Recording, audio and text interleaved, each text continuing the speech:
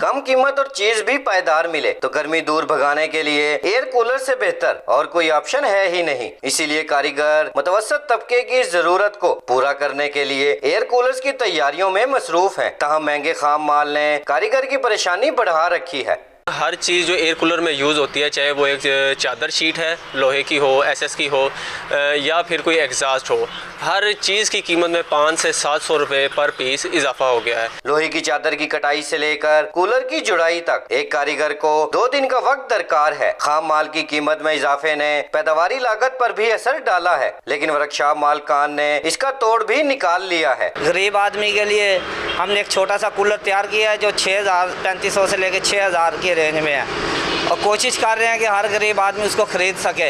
रवां साल air cooler 10 से 15,000 रुपए में फरोख्त हो रहा है, जो पिछले साल की निस्बत में 2 से 3,000 रुपए ज्यादा है। बढ़ती गर्मी के बाइस एयर कूलर की मांग में इजाफा हो रहा है, इसीलिए कारीगर दिन रात इसकी तैयारियों में मसरूफ नजर आ रहे हैं।